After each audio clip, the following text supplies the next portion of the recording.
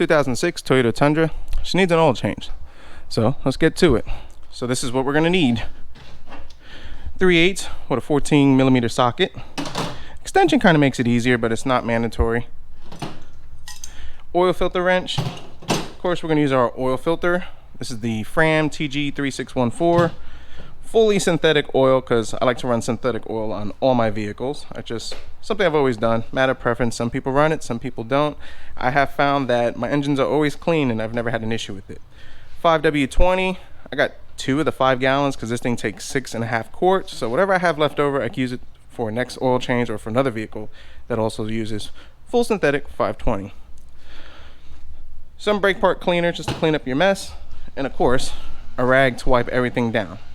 Now this right over here, these are the little gaskets, oil drain port gaskets for it. I got them on eBay a while ago and it was a pack of 10, and I rarely change it. If it's leaking, I change it. If it's not leaking, I'll leave it alone most of the time. But considering that I don't think I've ever changed it, I might as well go ahead and change it over here. This was like, well, it was a couple of years ago, about $5 for a pack of 10. I'm sure now it's like $100 for a pack of 1. But anyways, on that, so now we're also going to need a drain pan, which I got under there. That'll catch all my oil. So let's go ahead, let's climb under the truck and get started. So I went ahead and put the truck in the air just using ramps. That works great. You can use jack stands, but if you don't have a big belly and you're slim enough, you could actually slide under here and kind of do this yourself without putting it in the air. That's one way to do it. It's a little uncomfortable, but it is an option. So as we slide underneath, our drain plug is right over here. It's a 14mm. So we're going to loosen it and drain all the oil.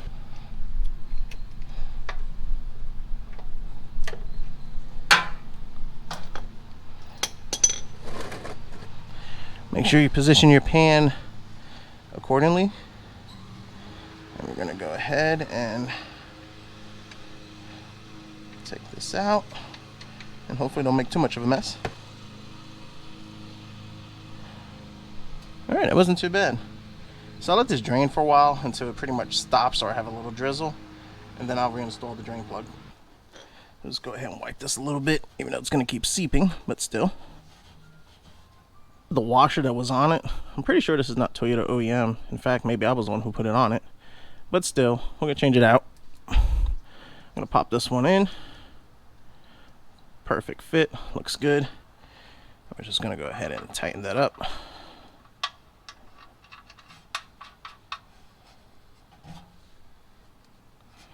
Like to keep everything clean. We're going to snug it down. Now for those of you who like to torque things, you can get a torque wrench and snug it down to 30 foot-pounds, I believe. But I've done this long enough and I know more or less what that should feel like. That's good. It's nice and snug. We've wiped it. We've cleaned it.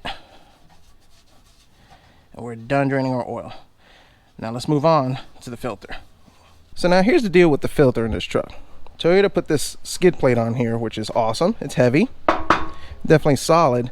But if you take out the filter from the top, which is a lot easier, you're gonna make a mess. It's gonna drip down here and you might get on your garage floor.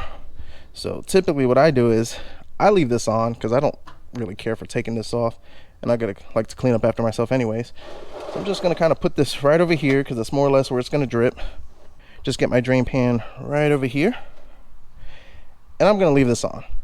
Yeah, you could take it off. It's a lot easier because I don't know if you can see right there through the hole, but the filter's right over there. So if I take this off, which is only 4 bolts, I believe they are still 14.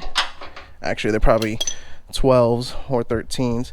But if you take this off, this thing slides off, and then you got to move it and put it on. It's, I don't know, it's more headache than what it's worth in my opinion. So I'm gonna leave this on. I'm gonna go up, loosen it from there, and just let it drain down over here. And I find that to be easier. If you're worried about the mess, just take this off and you can do everything from the bottom. But yeah, I don't feel like messing with this. Filter is right down there.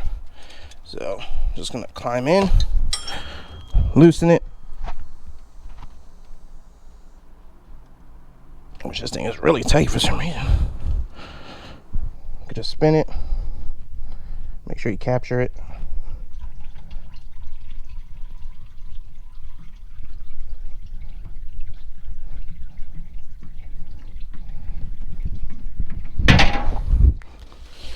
And don't let it drop like that. Now what I'll do is I'll take some brake part cleaner, just kind of spray down there, clean everything up, and that should hopefully get rid of my mess. All the oil from the, so as you can see under here, all the oil from that filter is draining down over here. Luckily my catch can was in the right spot. Usually between this control arm right over here is where I put the edge of the drain pan, and that depends on how big yours is. And right over here, that's really pretty good at catching everything. So then I'll take my rag, get my hand in there, and just wipe everything off. Just make sure you're thorough, get everything out, and you should be good. All right, and for anybody who's wondering about all that extra oil that just got on that skid plate, well, for those of you who live at the Rust Belt up there in the northern states, you got free corrosion prevention. That's right, that oil will keep that stuff from rusting out. I mean, not that it's a common practice, but I mean, still. But I cleaned it up pretty good, wiped it, sprayed it. So the whole point is to make sure that you don't have any residual that's going to spill out when you drive off. So now I take my old filter, take a little oil from it, wipe this gasket over here so it goes in and it doesn't break the gasket. Now I know some people are going to argue, Fram, they're junk, they're horrible. I've been using Fram for 20 years. I change my oil religiously with synthetic at 5,000 miles, and I've never had an issue with this filter. I've never had an engine blow up, go bad. So my personal opinion, if you're on top of your maintenance, you're going to be fine. So, I mean, that's just my 2 cents on it. So let's go ahead and let's pop this back in the truck. Now, another thing to keep an eye on for is make sure that the gasket from the original oil filter came off. If it didn't, you need to make sure that you fish that out. But I'm kind of doing this by feel. I've done this long enough. Like I said, the easier way to do it is probably to take off that pan. I've done that a bunch of times, but I've done this and I've never had an issue. So we're just going to go ahead and tighten it, hand tight, and it should be done. So now let's go ahead and pop our oil in. Our oil cap's already off. I like to use a big funnel if you can, less spillage action. And we're going to go ahead and we're going to pop in a gallon of this, and then 2.5 quarts of this. So 4 quarts, 2.5 quarts, you have your 6.5 quarts. You should be good. And then we'll definitely check our oil just to make sure.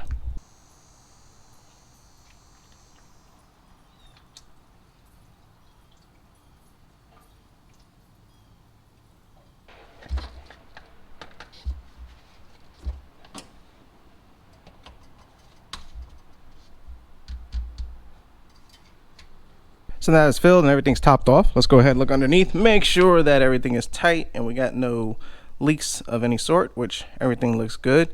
And even though you tightened it, still double check. It's a good practice. Maybe you spilled, you didn't realize it, maybe you didn't tighten the filter or something. I mean, it's a good practice to check, but we're still not done. Got 2 more things we need to do.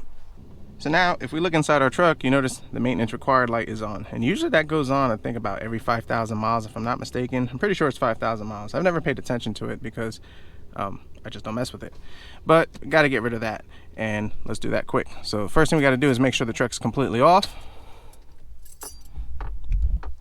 Hold the trip button like so, and let's see if I can get the camera where it needs to be. Turn it to accessory, and you'll start seeing it flash. And it'll flash 1, 2, 3, 4, whatever. The lines will go away, and once that's done, let go of it, and pretty much we've gotten rid of the maintenance light. Let's turn it on. Maintenance light is gone. Now, one thing I like to do is I do use the stickers over here, and I'm actually going to put a new sticker in there because, like I said, you never know. There are times where, because this truck doesn't get driven a lot, sometimes I won't change it every 5,000 miles. Sometimes I'll have to change it at 2,000 or 3,000 miles, especially if the truck's been sitting for like 4 or 5, 6 months, because I don't pull a lot of mileage on it. This truck only has 149,000 miles, so let's do that. All right, so oil change is fairly simple. Like I said, if you take out that skid plate, it probably is a lot easier to deal with the oil filter, but I don't know. I guess I'm lazy and I just don't like doing it. But either way works fine. 6.5 quarts, 14 millimeter socket, and this is real simple of a job. I like to turn the engine on, make sure it sounds good. I already know that the 6.5 quarts is more than enough. Works fine because I've done the oil change on this a bunch of times. But guys, this is easy. This is something you can do. Definitely reset your maintenance light if that thing is on after doing your oil change, and you should be good to go. So thanks for watching. Subscribe if you're not. And as always, we'll see what we fix next.